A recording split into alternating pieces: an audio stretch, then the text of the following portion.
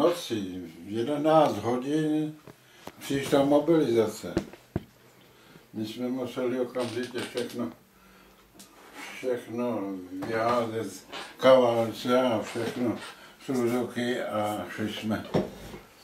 Tak jsme jeli celý ten oddíl, já byl u spojovací baterie a měli jsme u spojky dělostřelectvo 8 kanony, 8.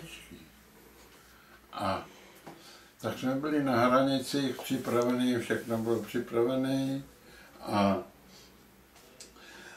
už jen začít.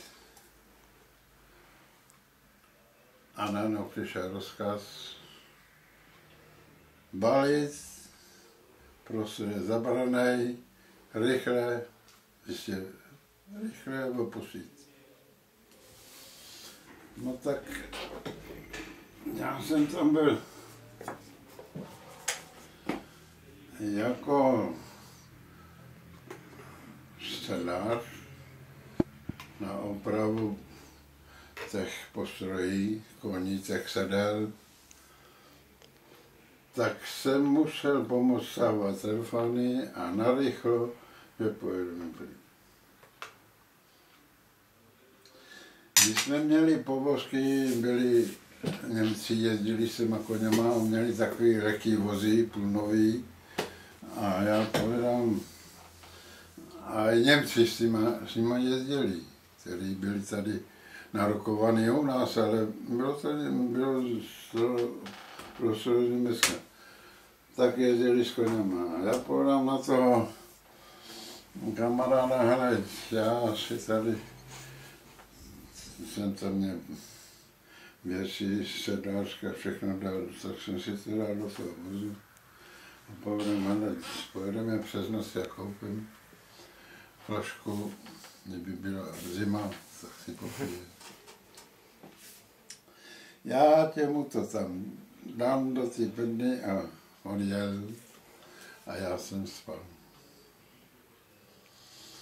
Ale v tom spaní ten transport, jak jel, no bylo hodně, co jsme odjížděli. Ten transport zastavil a my jsme byli poslední. A zůstali jsme stát na koleji. Já jsem spal. On se nachlastal, hele, padl takhle na to voj, takhle ležel tam buď. A já neviděl nic. Najednou v tom spaní slyším bim bam zvonění. Já se prosit. S honem v opraci jsem stočil koně do strouhy a když jsem tam hopil do ty strouhy a v tom prolit rychlík.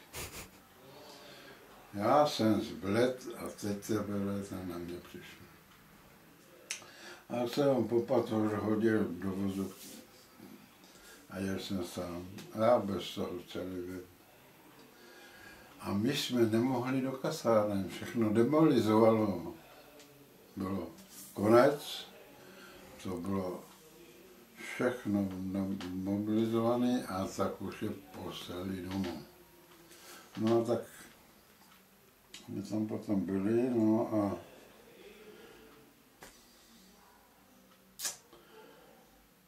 co bylo na vojně.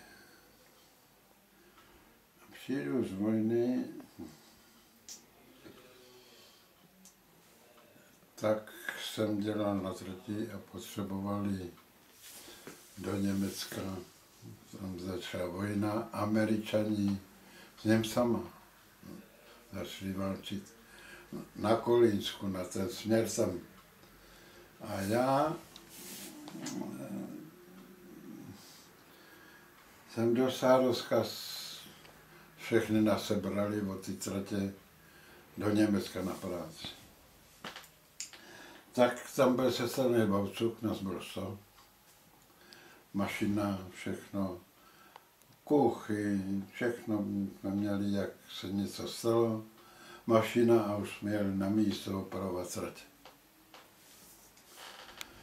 No a tak jsme tak jezdili, no a přišli jsme na obec, tam bylo zbombardovaný celý nádraží a ty díry museli se zahazovat a my jsme pokládali kolej. Tak udělali pracovní povinnost. Ti lidi z obcí museli nám to zahazovat, my jsme pokládali kolej. No, přišel nálet, všechno do běhu. Na 1000 lidů. My jsme mezi nimi utíkali jsme a přijeli z Hloukař a takhle na Skropel. Přelít z druhej a takhle. Padalo to mezi, no, přeskakoval jsem. Proč jsem tady? Proč jsem tady? Mě tam mohl zůstat. No a to se všechno odbylo. Tam to prameno ten válčil Němci. S těma bohonama. No Američani nechali vykopat, vyblázit a pak Američani je kropili a Američani to vyhráli. Američani to zavřeli. 45. byl konec.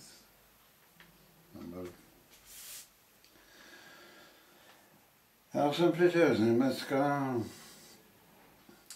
z těch náletů já nemám paměť. Já jsem nějaký pošrmocený, já nevím. No a tak jsem se dodílel a tam jsme nebyli dlouho a celý ten proces, snad si víte, když Gottwald útočil na Beneše prezidenta, aby to vzdal. S dílem byl postavený vlak, všechny zaměstnanci, kdo chtěli na Prahy manifestovat, že chceme, já nevím, co to chtěli, aby to podepsal, ten Gottwald ho nutil a že jako to povede. Trvalo to až na odpoledne a ten Beneš to Gottwaldovi podepsal. Ty dekréty a to všechno bylo. No tak přijel se domů, všechno takhle to a najednou Němci stěhovat, co dal prezident ty otázky, ty dekrety vyhostil za to všechny Němci od nás, kvůli tomu, že ty Němci nás přepadli. Ale ta fronta, jak byla německá, já osobně jsem viděl Stalina, který říkal, už jsou připraveni Němci překročit naše hranice, Stalin držel naše armádu porad. Počkáme, až překročí hranice. Překročili hranice a v to se vypadlo. Ty to rozjeli Němci, to šlo všechno, až narazili na Krym, kde byly mrazy a tam to mrzlo. A tam zkrachovali ty Němci v těch mrazech. No ale v tom se to obrodilo, že se udělal útok na Berlín. No, v tom asistovali Američani taky a Němci likvidovali. Berlín padnul. A mezi tím už u nás se to začalo hemžit a nám řekli, okamžitě ty vaše potřebné věci si vemte sebou, musíme urychleně jet na pohraničí, obsadit pohraničí, Němci musí být vystěhovaní. Vlakem je stěhovali Němci pryč až tak. Tak celý vlak přijel do Ústí, a jsme vystoupili, všechno tam do zápisu, podslech, zapisovali všechno. No, plný vlak spacích vozů byl, co bylo nádraží. Tam jsme spali, dělali jsme tam. A teďko už byli sepisovali a já jsem z toho party vyběh a koukám na to nádraží, ústecky zbombardovaný. Já říkám, tady bude Řína, my jsme se nadřeli do Německu. Měl jsem tam kamaráda, ten ustal ve frontách, to má vytáhl ven. On, hleď, jsme se nadřeli v Německu, tam je plno práce, pojedeme pryč. A vrátní nás nepustili.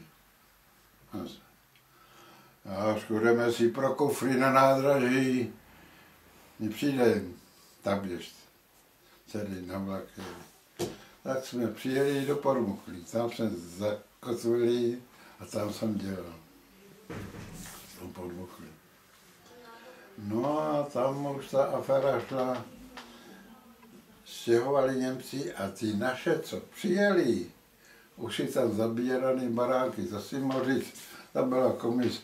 Tohleto číslo baráku se mi líbí, druhý den si měl dekret a třetí den si měl klíč a mohli se tam stěhovat do vystěhovaných bytů po Němcích. Hodně lidí zabírali, no ale naše lidi. Oni si přinášeli v noci nábytek za tmy, aby měl kdo co lepší. Přijde ke mně kamarád a povídá, Josef, pojď se mnou. A já povím, co? No, prej, budu křít baráž. Já, kdybych to býval věděl, ještě dneska mám vztek. Přišli do bytu, on trochu nic od toho neuměl, měl číslo na ten barák a už jakože Němci měli vyvyslaný. A tam byla máma s dcerou a tam měla malé děcko, Perince, ta dcera. A on říká, datum, ráno raus na to. Ta ustoupila ta máma a na tu dceru takhle udělala. Takhle. Já říkám, ty pitomče, tady bych viděl, abych ti to dal do držky. Tohle to se dělá. Tak jsem mu nadal. No ale on tam to vystěhovali, on tam nic dostal. Všechno ubývalo a my jsme ve vozech zůstali, sami dva. Jeden Plzeňák a já. A já vám říkal, musíte se koukat něco sehnat, ty vozy vytáhneme pryč. A já vám, no tak kamaráde, nic a podíváme se, co bychom si mohli zabrat. Tak tam je takový malý, normální domeček a já bych si mohl dát číslo. No. A já si zaberu tohleto, zabral si tam vedle. Když jsme okolo druhý den a na ten banáček, co já jsem měl, tam byl nápis. Tento dům je antifašisty, to není k mání. A ruku takový ten motor. On si tam zabral někde a já jsem šel do města kamarádovi spát. Tam bydlel na bytě tam. A dělali jsme vyvozovce jsme tam dělali jako v dílnách tady v Lounech. A já jsem tam byl jako s tou šibinou jsem tam jezdil a dělal jsem přesčasy a jezdíval jsem potom domů vlakem v sobotu večer přes Obrnice, přes Lovosice do Lipšovce a z Lipšovce se chodil pěšky. A my jsme už, jsem byl ženatý s manželkou, jsme byli v Chrabřicích přestěhovaní a manželka, nemohl jsem nic o tom vyprávět a povedala manželka, ale já bych se tam chtěla věc podívat, jak to tam vypadá, já povím, no to řekni, kdy přijede, kdybyš je tak přijela, no za týden bych přijela. A říkám, no ale kde ji ubytuju na noc? Tak jsem tam sehnal jednoho kamaráda, ten měl velké budovy zabraný je veliká zahrada a popalec. Říkáme tu nějakou cimru, abych tu mohl s manželkou přespat. Ona přijede. Hele, jak jsme to takhle? Už pole byli zase barákem. Jak jsme to takhle rychtovali, hele, v tom už byla tma. Zarachtal kulomet a přijel do okna, tak a my lehli k zemi a ohlídky na zádech, sklo. A říkám, tak to jsme dopadli normálně. Vyměníme jiný okna a tak jsme to vyměnili. A teď se modlí, jestli to ta manželka vydrží. Kdyby při tom fochoru byla za to, že nepřežije. Dobře to dopadlo, okolkrát. Tam mu řadí Rusáci v lesích a SS, Němci. A ty naše, jak měli zabrané byty žádné v noci, takhle ustříhli pistoli prostřed zámek a byli baráků a už se rabovali do těch baráků. No, bylo to tam špatný. No a já jsem říkal, no tak jo, nevím, jak to dopadne. A najednou jsme tam měli ředitele, žili taky. On bydlel v lese, měl tam ty břízy a krásný barák tam byl, vila nějaká. A on se tam bál, tak chtěl, aby jsme ho přestěhovali do města.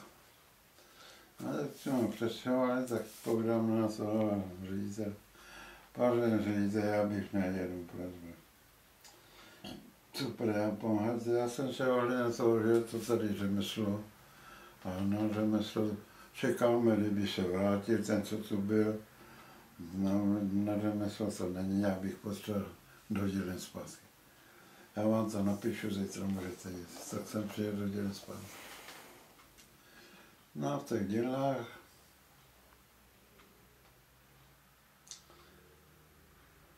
naše lidi. My jsme byli ohodnoceni výkonem svým, donášeli mistrům a mě dávali nejhorší práci. A já jsem měl před důchodem, ty mladí se dali dohromady a záviděli mi to, že budu do toho důchodu. Já jsem dělal, co mě dali, to jsem dělal a přes důchod jsem nevěděl, že jsem v důchodě. Mě tam ředitel přemlouval, abych tam zůstal, jsem řekl, že tam nepůjdu. A tak jsem to nechal. Ale byl jsem tady u celý v Lounech a byl jsem tam 2 měsíce, takhle v těch Cimrách a no, jak to na člověka působí, ke staří, já přijdu ven, mě auto jezdí, lidi chodí, já koukal jako vyplašený, no takhle to nejde. A to ještě manželka byla nemocná a já jsem říkal, já budu muset si dělat. Manželka brala důchod, 1/4 důchodu mýho a já je ruda, jako velký soudruh. Mě jsem nenáviděl, protože já byl straník, ale byl jsem úderník a já jsem řádil. Dobrý den. Pane Millere, tady máte, já vám to jsem k tomu, jo? A Ruda chtěl být pánem tady, tak jsem musel. No a tak jsem šel do těch pozemních staveb. 2,5 roku jsem tam dělal. A teď si představ, jsem byl přijmutý ke Koštěti. Jsem se hlásil. Ti úředníci přijeli za měsíc, obsat smlouvu. Ta úřednice říká, skákala steky do výšky. Ona mi doktorka napsala, že musím mít vaťáky obločené, že musím být v teple. A přece vy jste šel do nějaký, si myslíte, že jdete do hospody, takže si musím jako pracovat. Proč jsem mu byl? Já jsem se smál, protože já chci pomoct. Teďka jsem držím koště, čekám, kdo přijde. Jsem nastoupil do práce. Ono nikde. Všechny varáci měli přísloví je ty vole. Přijde chlap, voda, pojď se mnou ty vole. Já to nemohl sníst. A pám, co chceš ty vole, to uvidíš. Tak jsem mu pomohl práci. A tak můžeš jít. Já nejsem dnešní.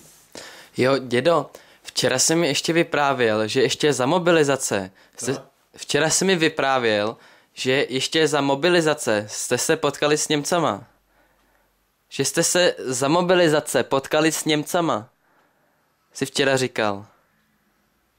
No, v té mobilizaci, my jsme to území zabraný, jsme museli couvnout a museli jsme zpátky.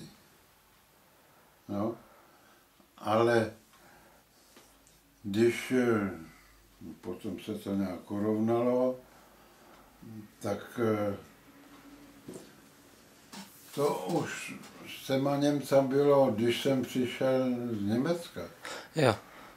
Tak tady v Lounech drogista proti dětským školám dal americký prapor a já jsem byl předělený na trati a oni říkají, něco se šumuje ve městě. Já se jdu podívat.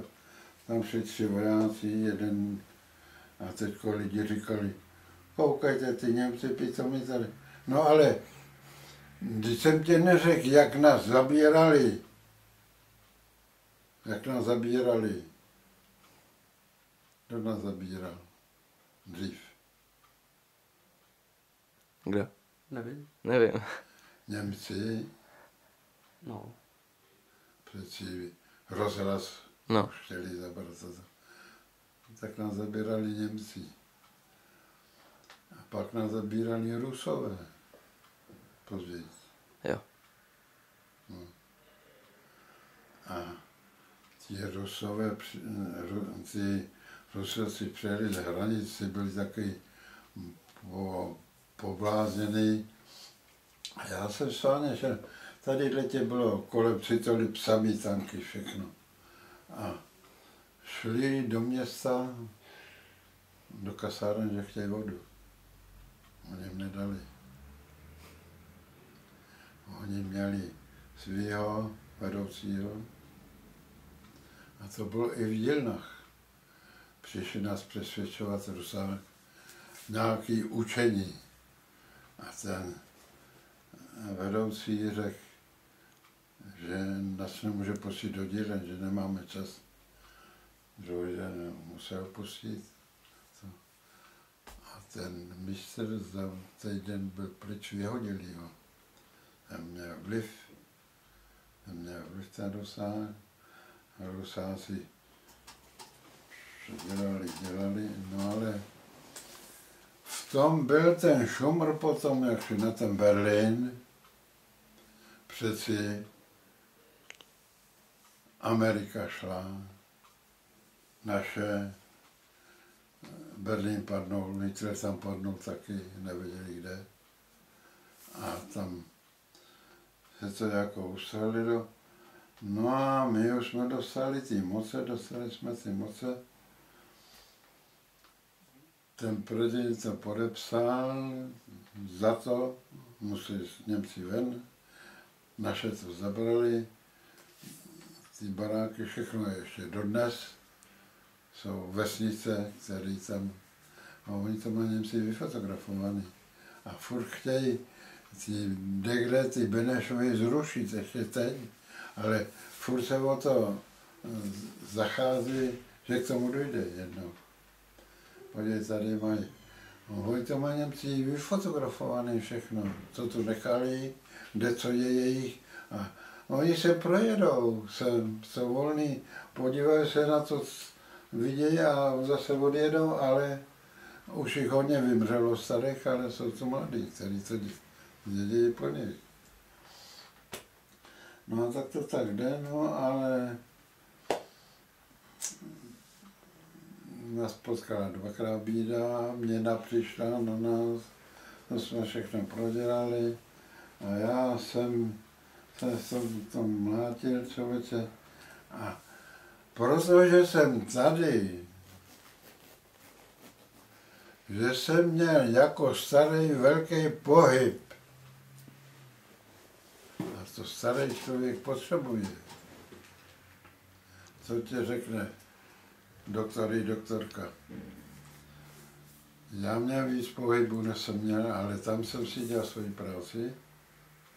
Na stavbě, tam jsem obsluhoval ty velké výtahy. Žádný mi to neporučil. To jsem dělal já jsem nezastavil na práci. Já jsem měl za 6 doutníků, já jsem jenom pokuřoval. Ze smradu mě našli všude ty mistry, kde jsem, a věděli, že vo všech řemesníkách vím, ty řemesla chodili na svatiny do města. Některý do restaurace, někdy do hospodu a na svatiny chodili do města. A ty mistři přijížděli autama na svatinu a ptali se, kde tu partu má, a já jsem říkal, tam teď už přijel. A tak jsem furt jsem dělal. Já jsem byl volný do města, tam byl blízko krám, buštýče jsem si venku v botákách ohřel buštý a seděl jsem v zimě venku. Mně to nevadilo, ale já jsem tak furt hodně, ale nezastavil, furt jsem dělal, furt práci jsem měl dopředu a furt jsem dělal, no, tak ty mistři nevěděli, jak mě mám hodnotit, jak mě mám platit. A používali mě na betonování a všechno jsem dělal. A přišel nový stavitel, se vyměnili a ten začal dělat pracovní porady. Tak jsem tam taky byl a ten mi se řekl, vy jste u té party dělal, co se ten parták řekl, já ho měl na střední, já ho měl. A co jste tomu člověku zaplatili? Koukali na sebe. Ze svého jim zaplatíte tomu, co vám udělal, a napříště bude mít plat, a jak nebude, dostanete pokusu. Teď kolik myslí na sebe a žádný mi nechtěl dát práci, tak se si nedá práci. Tam ty baráky čistí dopředu, já tě musel každý byt voškrabat, vyházet, zamít. Všechny. Ty paneláky od brány až ke kocelně, to by mohlo práce. Střechy, sklepy a ty byty a zpátky přes lázně, zpátky. To je všechno moje práce. Ale kdyby si věděl, co jsem dělal, my jsme betovali ty strojovny, to tě byly, co jsou výtahy, 2 strojovny byly u baráku na stranách. My jsme betonovali podlahy a akorát ten první barák je od brány, 6patrné.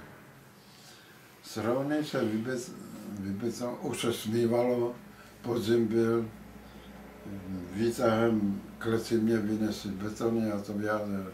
Na střechu, že jsem se rodance. A se přišel tma, oni mě vybetoval a říkal, Hrda, jak já se dostanu dolů, že nemůžu, je to za beton. A on taká, že tady někde je, no já to přes zimu přesunout přes mě. Ne, vy si myslíte, po ty tyči, co stojí za klec, drží po bříše vyšplhat a musíte se přehodit po tom lanku sjet do té klece, my vás chytneme. Já, když si na to dneska vzpomínám, já jsem se šoural po bříše, po té kleci, po tom bydle. Já viděl, jak lidi chodí pod námi. Ta klec byla těsně u chodníku, dělali tam fasádu. A teďko, jak se přehopnu. Sílám rukou, kdyby mě vyplivili ruce, tak to mi letělo, spad jsem dolů. Povedlo se to, chtěl dolů, tak jsem šel dolů. A já nevím, všechno se udělalo, tak jsem skončil. A dědo, pamatuješ si, co jsi dělal ještě před mobilizací? Počkej, před mobilizací já jsem, ne, když jsem byl jako kluk, já jsem dělal v tom lomu. Jako u nás je ten lom už je, ten vrch. Tam jsem dělal. A my jsme tam nastoupili a tam šli partii 4 a byli jsme 2 a tam se nestřílelo, to ti byly takovýhle veliký balvany. A tolko se to kladivem. A my jsme tam měli být a ten mi se takhle po nás koukal a ten, co to neuměl, my jsme sbírali povrch ty kameny lehký, který se dali naložit do vozu. A ten kolega povedal, pane mistr, taková pracovní poradna tady u vás, vy mě klidně můžete vydat prdel, já jdu domů. Tak šel domů. A na mě se podíval očerpa, vy taky můžete zůstat doma. Bracha, ty nikam nebudeš.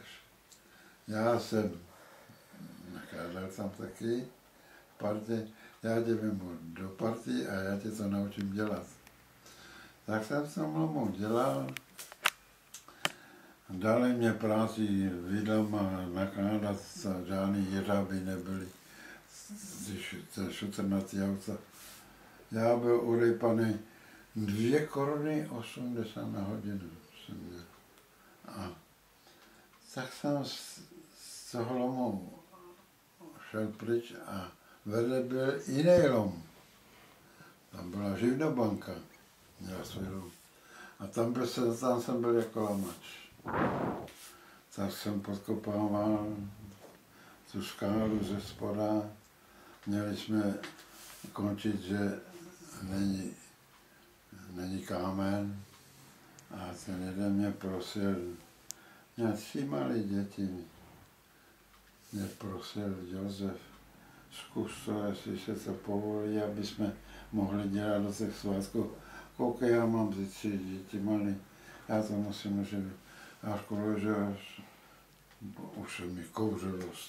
Po celý den se byl sůl ležatý, no ono se to utrlo a spadlo to, že jsme mohli dělat. Já jsem říkal, že já měl jednu prosbu, on měl vlčánka, otevřený barán, 3 děti tam měl, žádný tam nepsal. Já prodal bys mi toho psa. Nemůžu. To jsou mi hlídači mých dětí. Tak jsem mu to nechal. A přitom byl jsem jako závozník, jsem taky u jedné party dělal, u jednoho soukromníka dělal, co jako jsme vozili šutera do Byliny. To byly 3 šichty za den. A lidi tam kopali na černo přes noc uhlí. My jsme ráno brzy přijeli, naložili a ten šofer se rozprodával lidem. A sbírali jsme, chodili sbírat uhlí. To jsem všechno dělal, no ale já nevím a dneska jsem u toho. Jak to dlouho bylo? A dědo, jak to vypadalo, když jsi nastoupil na vojnu? Když jsi tam přišel? Já jsem byl odvedený jako 3. ročník. Říkali, že jsem slab a pak mě vzali. Ale já jsem nastoupil jako sedlař vyučený. Já jsem hned tam měli koně a byly oddíly, každý měl svého sedláře, ten oddíl. A já jsem přišel ze zpěvací baterií, kde tam bylo 50 párů tažných koní a 600 koní pod sedlo pro důstojnici. I pro plukovníka. Tak to jsem sedlářský, měl tu spojovací baterii, kterou jsem měl na starosti jako řemeslník. A my jsme stavěli na nový kasárna, my jsme byli v Opavě a stěhovali jsme do Fřinestátu pod Radhoštěm. Tam jsme se stěhovali a měli jsme tam nový kasárny. Tam jsem přišel do dílny taky a zastupoval jsem štábního, jsem mě dal zastupovat. Černý balíček u No té to kamery. je moc povídání, ale já jsem myslel, že chceš vědět celý ten postup té fronty, jak to šlo. No, tak jestli to víš. Já si to pamatuju, ale ty jména, kdy, jak a co, jak to všechno. No ale ty šumry tady, jakož to všechno bylo pro Krista Pána, člověče. A v tom Německu, hele, když já tam nastoupil, měl jsem německý jméno a německý jsem neuměl. A oni mi dávali ty nejhorší práce dělat. A oni tam jednou přestěhovali V1, to se dělalo u nás, Němci, V1 a vezli ji vyrobenou od nás do Německa přes dva vozy krytý. Tam je všechno možné, košatněné a všechno nahoře, ale jsem 2 laufy trošku, já byl zvědavý, co je to. Tak tam stanici zastavil ten vlak a my jsme tam podběhli a jsme čekali, až to odjede. Tak jsem ten vůz podles a koukal jsem, co to je a vylízám z vozu a už jsem měl hlavení pušky na hlavě. Voják se na stopátku a takhle na mě běžel. A kdyby bývalo parďák nevokřik, tak nezastřelil. Celý procedur, proč jsem tam les? Já řekl, protože jsem si chtěl zapálit cigaretu a neměl jsem sirky, proto tak se to utucel. A řeknu tě, Lukáši, já byl tvrdý v Německu, mě nepřekvapilo nic. On si chtěl odlehčit, tak chodil bombu, už to se dal, ale to je kolas. Já vykřik, Ládo, jak na to nad vozem letěl k zemi. Až Ládo, k zemi jezde, bomba vybouchla. Vylítí v okna, oheň s kamen, zastřelám podlaha hořet. Já jsem zažil toho. Ale dali nám jednou káru, kde jsme vozili 5 nádrží polivky, že tam neměli přísun ničeho. A Němci mi dali za trest, že s tou károu budu vozit pěšky 5 kilometrů to jídlo z kuchyně. 2 kilometry takhle odstřelovali. Někdo, když jel, nebo co, když zastavil, tak ho nechali. Já povedal na to kamarád, to byl mladý kluk. Hele, uvědom si jedno. Jak něco zastihnem, necháme to stát a lehnem do Srouhy. Takhle jsme si razili cestu. A my jsme tě přijeli k partě, tam byl podmostěný celý nádraží, tak pod tím mostem Tikáru jsme tam přišel náled, nechali stát a utíkali jsme. Tam bylo město do starého sklepa, pivováru se schovat. My jsme tě šli z toho, tam měl partu potrestaných voják německý a my vidíme, hele, vařící polivku, ty potrestaný nám to otevřeli, takhle to pili, vařící, takhle. A oni nám ty sudy vyjedli. přijíždíme k partě, a už křičí parták. A já říkám, všichni celá parta, já říkám, kamarádi, to se nám stalo. Ty zbytky těch nádob nechce Němcům, ať se najedí. Každý položil misku a nemohl. Ať to jde někdo dělat. A mě to dali za trest, že mě oddělají.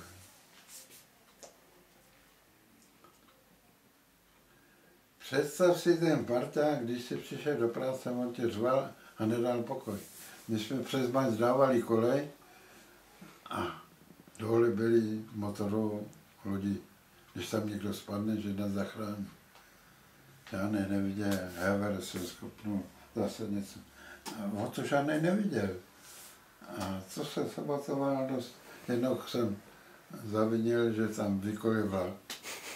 Podbil jsem vyhybku. Tak jsem křížem podbil, že a on se to křižal ten jeden vůz, takhle. A rozjížděl se osobní vlak, to táhlo se, utrhlo a ten vůz tam zůstal zpátky. Ani mu žádný nevěděl. A jak ten Němec řval, a my jsme kleště takhle proti sobě neměli to poli přisunovat. Já říkám, kamarádi, nechte ty kleště, ať jsem lichej, ať ten parták mi pomůže. Ale pár bách proti mě pomohl. Já jsem zabrával pot na zadek. Ale Jářko, počkej, já tě znám. Jednou se to stalo. Přisunuli se kolej, já zabral, on viděl, zapustil, ty kleště naskočila. Kdyby býval se spodil, tak měl nohy v trapu.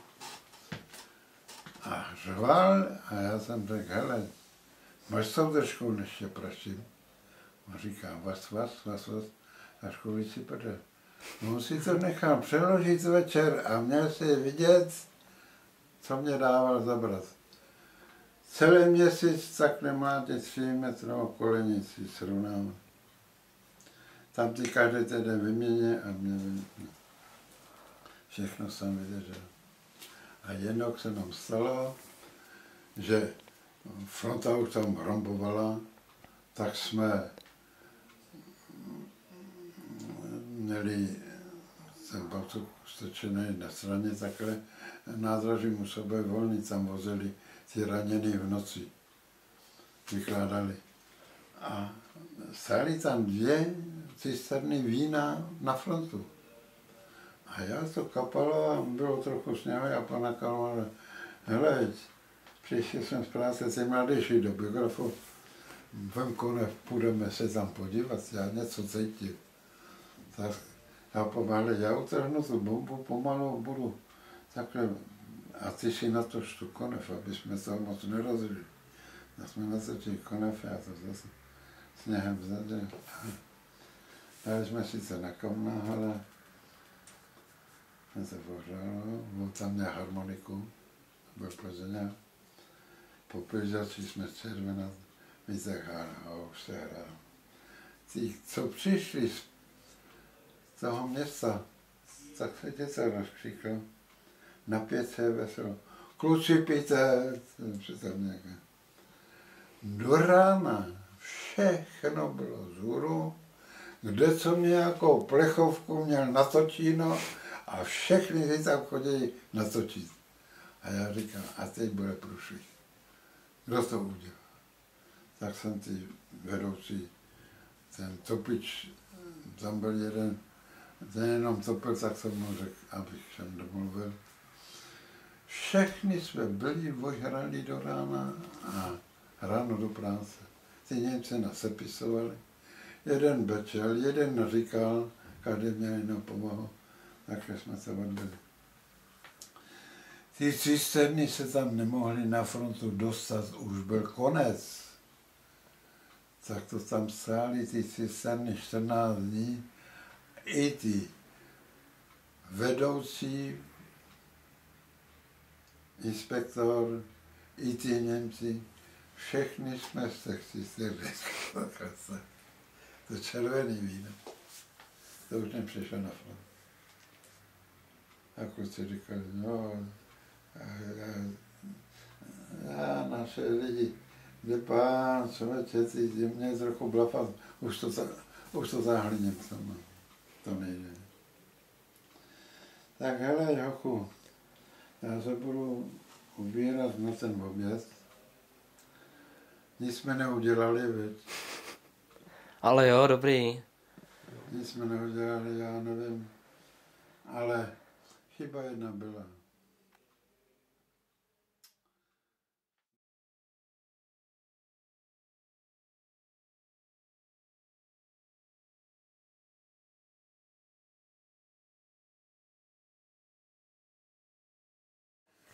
Takže my potřebujeme, já tady mám teda pár otázek, ale spíš jenom takový informační.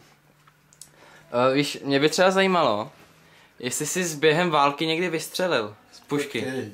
Kolik? Jestli jsi z války, jestli jsi tam někdy vystřelil z pistole. Ne. Ne. Ne, pač že v Německu, ale tady kluci, ne. Já jsem ti to říkal, tady, když byla ta pohotovost, my jsme spali na sále na obci a byl tam nějaký důstojník a ten jsme jako hlídku. A jeden hospodář přišel na konci vsi, že hlásí tomu veliteli, že je tam velký řeč za křovím.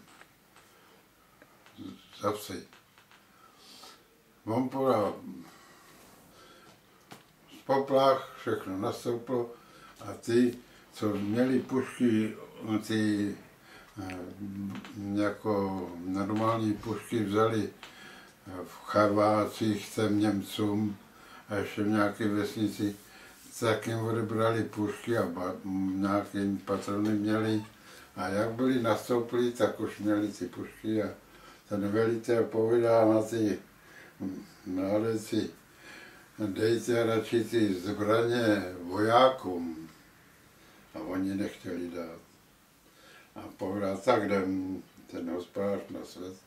A teďka jsme přišli nakonec vsi a já takový koukám a ono, co bylo lidu. Vojáci normální, dráháři mezi nima a všechno.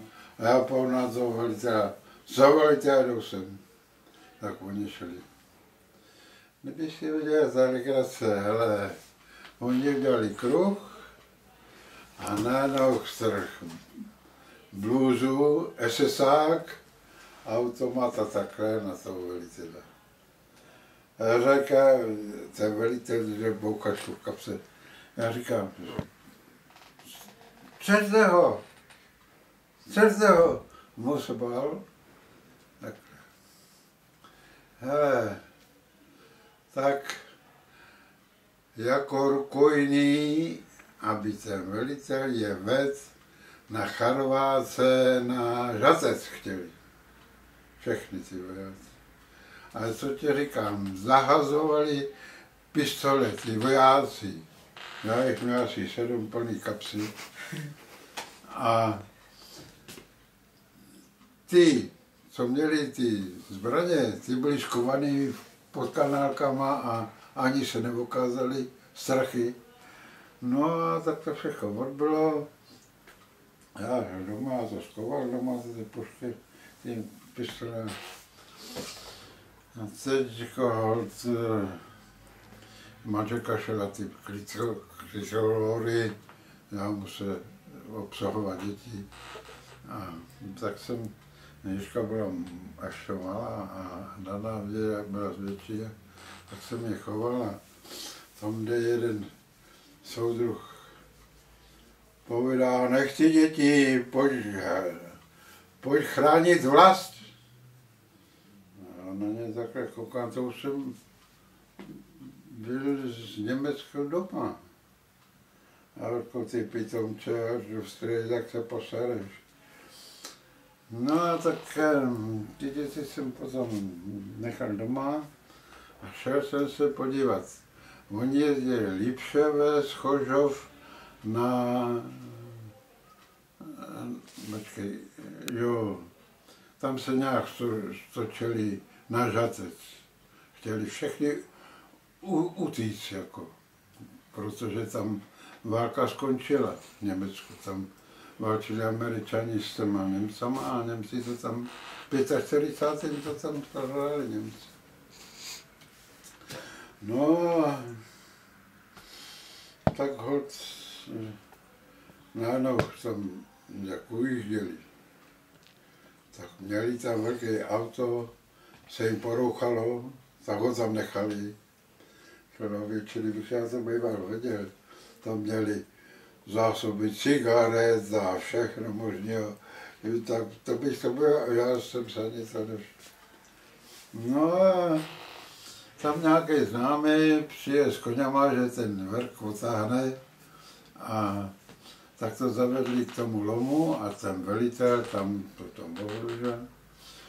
No tak ty cigarety nám potom rozdělil všem, jako tam byly celý balíky cigaret. No a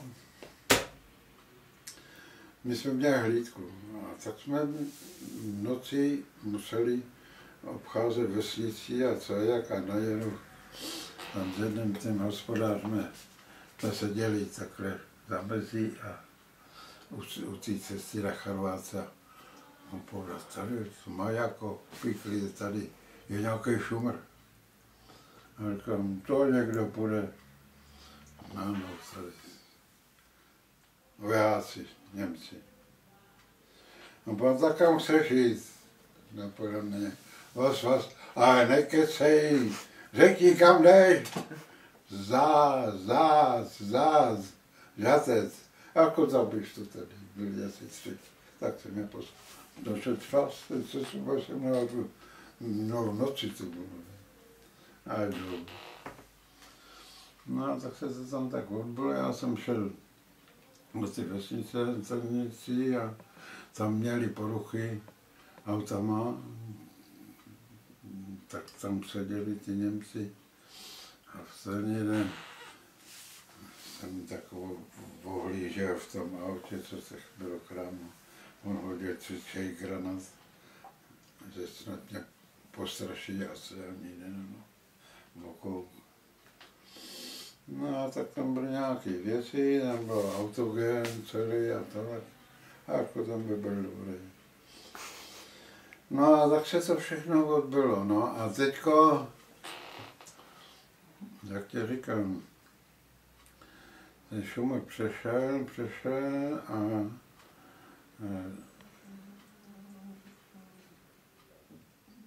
to už jsem tě říkal, jak jeli naše, já byl na dráhu, jsem šel do Dilen, já byl o odboru, krumploval, tak jsem šel do Dilen a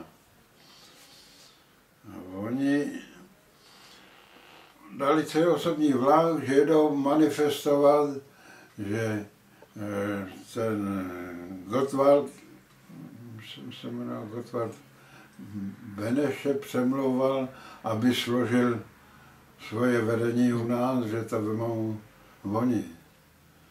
A tak náš sdílený celý vlak tam měli manifestovat ty soudruzi. No a oni ho ukecal Gottwald toho Beneše, že on to podepsal, ten Beneš. A dal ty úkoly za to, že nás Němci přepadli, vysílení Němců sudeckých. To podepsal ty dekrety. No a tak my jsme potom jeli Osílic, začali stěhovat, tak Osílic nejeli po hraničí, když Němci stěhovali, tak aby to bylo v chodu, tak jsme museli dráhy přebírat a zase by to fungovalo.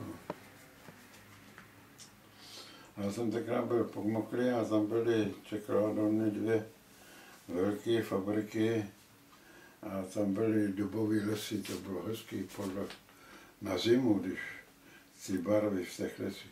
No ale tam bylo mlha, že si na krok neviděl celých 14 dní. Bylo mlha. Podmoklý jsem byl.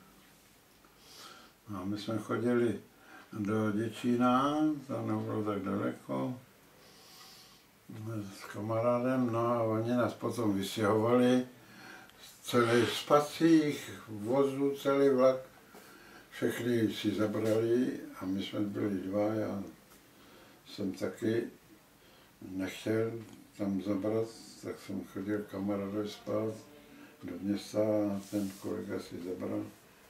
No tak jsme to tak odkoutali a přitom bylo to, že se tam pohybovali ty SSáci, Vlese, Rusáci, tak to tam bylo nebezpečné. No, oni byli mazaný, ale ty přišli v noci k baráku, takhle dal pušku na zámek, vystřelil a ono... Jak máte návštěvu, tak pak na jídelák, víte, až odpoledne teda, jo? Jo, odpoledne, ano. No tak jsme jako, já jsem si řekl, smrdí co tady budu dělat. Ještě já chtěl do dílny, dílna tam nebyla, tak jsme si hovali ředitelovi, on měl v lese krásnou vilu, samý příří, člověče, to byla nádhera. No a on se tam bál, tak chtěl odstěhovat do města, tak jsem mu říkal, Jášku, počkej, já to zkusím. Tak jsem mu řekl, bych měl nějakou prosbu, já podám. Já jsem šel ohledně k řemeslu tady, ale no, tu nic není, tak bych chtěl zpátky do dílny. Přijďte, já vám to napíšu, napsat druhý den jsem byl zpátky do dílen. Tam jsem dělal řemeslo, celovnický, první třídu. Přišel takový starý děda, přijel z Prahy, mladenci. Přišel na vás pohroma jako báťa na šersti. Tady je ohelná páne, první třída se bude rušit a budou se tu dělat nákladní vozy. Tak, co s námi? Tak jsme chodili na školení. Celý rok.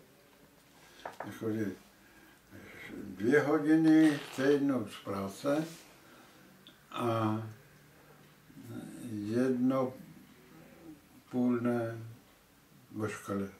Furt jsme chodili na to školení. A to nás školili mladých studentí. A my jsme byli leví jako brambor, co my jsme byli. Hele, školit. Člověče, mně se to povedlo, hele, před námi byl jeden mladý, který už to znal, to počítání a to, kolega vedle byl starší a to šťouchal věcí do něj a povedal, hele, až to budeš mě hotový, pošli mi lístek. Tak to pošlu. A vždycky mě stačí, a ten mladý uměl počítat rychle, hele, uměl dát lístek, já to obsal a on ten učitel hlásil. Kdo to má hotový, může být zase a může jít do města.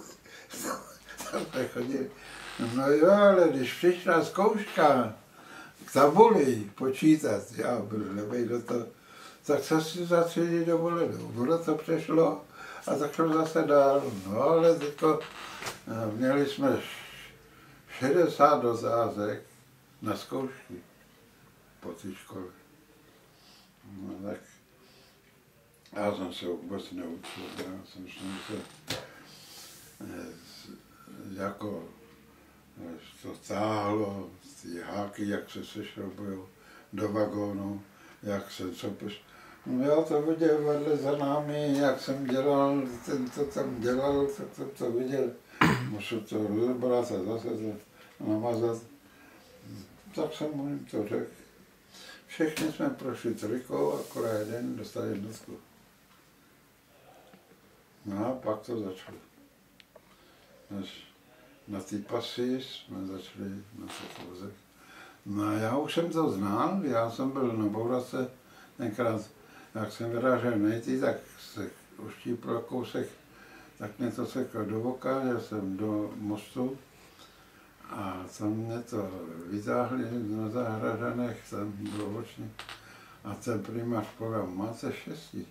Vo vlas, tak jsem přišel o oko. To mě tak, to mě provázelo celý život. Představ se, když mi vyhodilo auto, vyhodilo mě do výšky na kole, jel jsem zas ráno do práce. To jsem byl v důchodě. Já byl do výšky, nějaký předmět nebo do boku, ale to mě bolelo dlouho, až mi tady kost kyčelní vyrostla, kost vyrostla taková koule o toho nárazu, to byl velký náraz. O nějakou předmětu, jak jsem letěl nahoru, nebo a doraz hlavou a tady mě pralepka podal. Jo a dědo, když jsem byl malej, tak si vyprávěl, jak si rozebíral různé součástky Němců. Třeba auta. No, tak. Počkej, ne, tohle jsme rozebírali v Německu. No? Tam ukořistěný materiál museli dát dohromady a nesměli si nic dělat.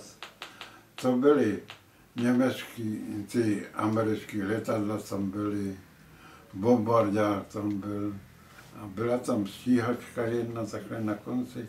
A to tě bylo takový dlouhý pole a já mě kamaráda elektrikaře půjdeme tam něco prohlídnout.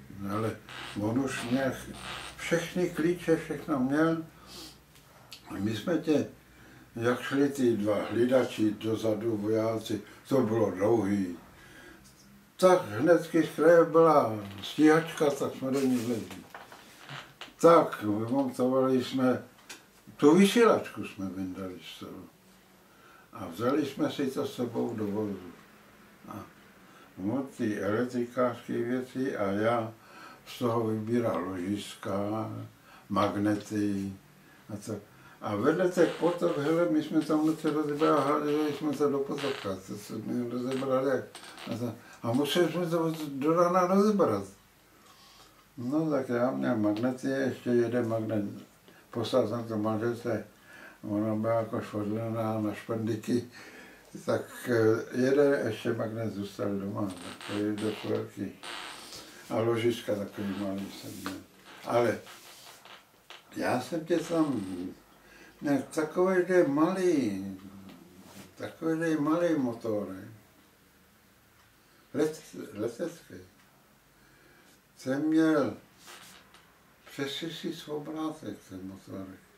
To byl letecký motorek.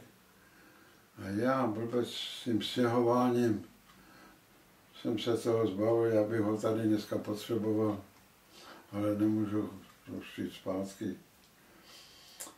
To byla dobrá věc z toho letadla, ale on ten elektrikář byl machar. My jsme hráli do říše, tam vzali si 24 ročník ty holky do Německa, se brali u nás, všude cokoliv. Tak ty pracovali v stanici pod námi a my jsme tam jezdili na návštěvy.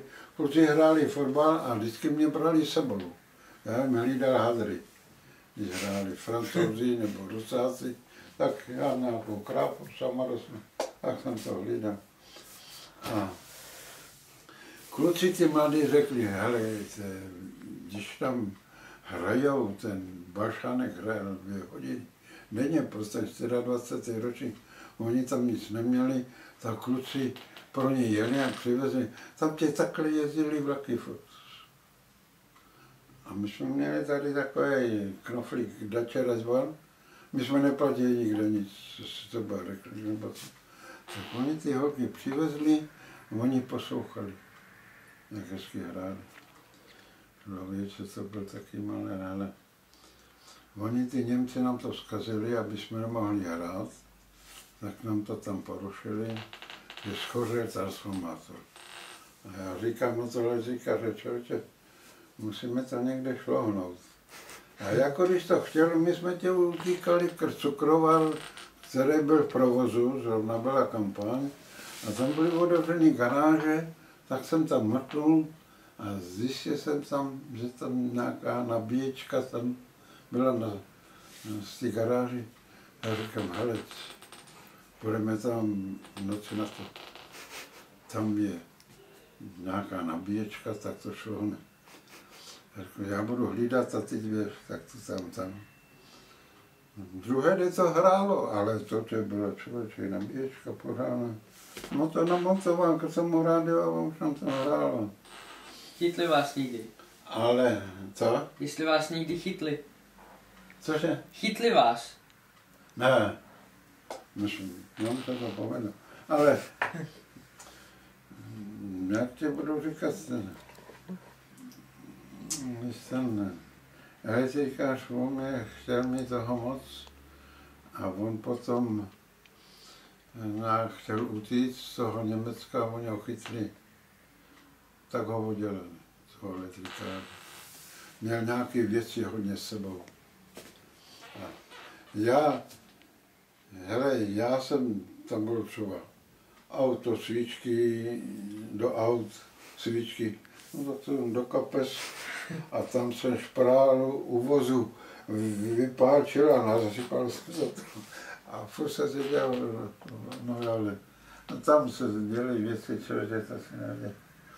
My jsme šli, no ale jednou Němci na mě měli vztek, protože jak si přijde, oni nás spisovali do práce ráno a ten parťák měl asi 13 dětí, dnes jsme na frontu, tak dělal parťáka.